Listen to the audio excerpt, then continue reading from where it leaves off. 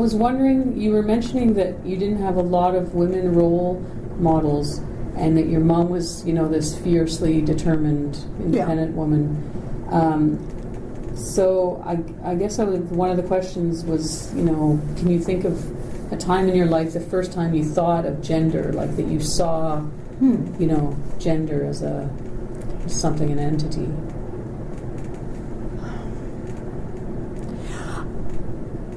It was not, I think, until I was at McGill that would have been the case. In my own family, my parents treated all of us the same. So I was not aware of what would I call the feminist question and the gender question in the same way. But then I don't think anybody in that period of time was, that's not true. There were leaders among the women in the country that were thinking in those terms. But when I was growing up, I never thought that much. In order to think about gender,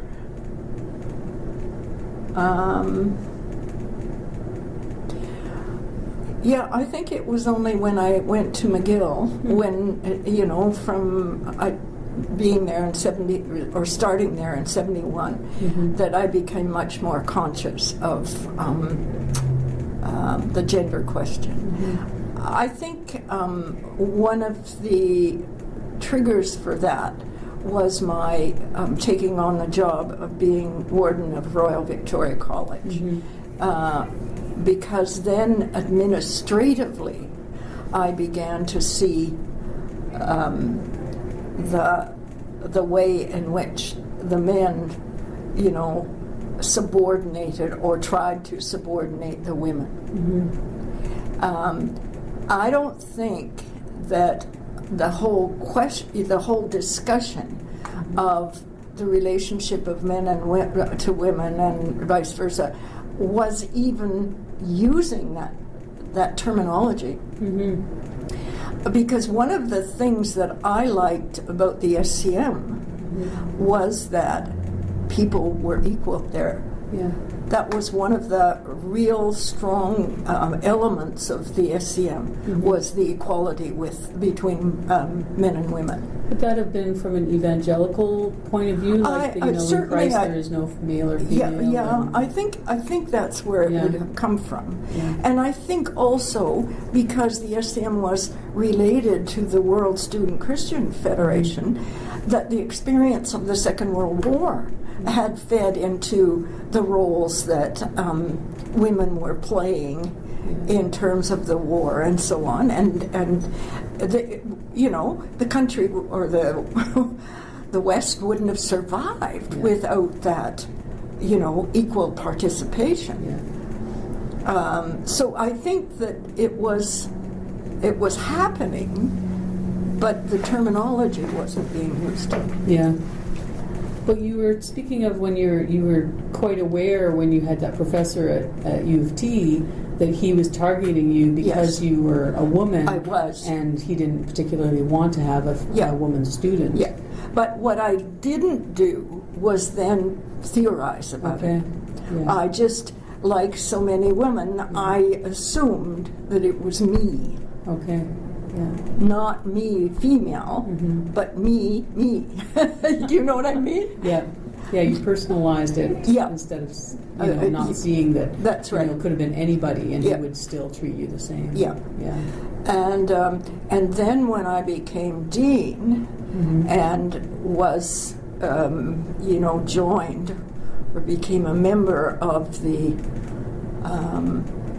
of a group, the women academic administrators of the universities, that's when I really learned an awful lot more about, how to handle this whole situation. So that's when you kind of were more theorizing about the gender inequality. And, wow. And at that point, your role would have been you know, you had some authority and at that point and been able to affect change in some ways. Yeah, except the authority of the Dean of Religious Studies was more, in a sense, moral than substantial, because we were the smallest faculty in the university, so you didn't carry a lot of power, you know, because obviously the power related to the size of your budget. Oh, yes. Yeah. Theology already was on the wane. That's right. Mm-hmm. Interesting. Yeah. Would you you were saying the feminist terminology. Do you consider yourself a feminist? Big question. Yeah. I certainly am not a radical feminist. I couldn't be, because I like men too much for that. But in one sense, yes. But most of the feminist theorizing that I hear, you know, some of it is okay, but some of it pushes the boundaries to the, how should I say it, you know, almost like the women want to take over the old role that men played. Mm-hmm. And I'm not sure that that's the way you get an equal society. So, yes, I would consider myself a feminist in the sense that I think women should have equal opportunity to men in terms of, you know, what they want to do with their lives. Mm-hmm. And certainly I recognize that a lot of women still want to, I mean, men too, want to have families. Mm-hmm. And it's usually the woman that has the greater responsibility simply because of sex, not gender. Yeah.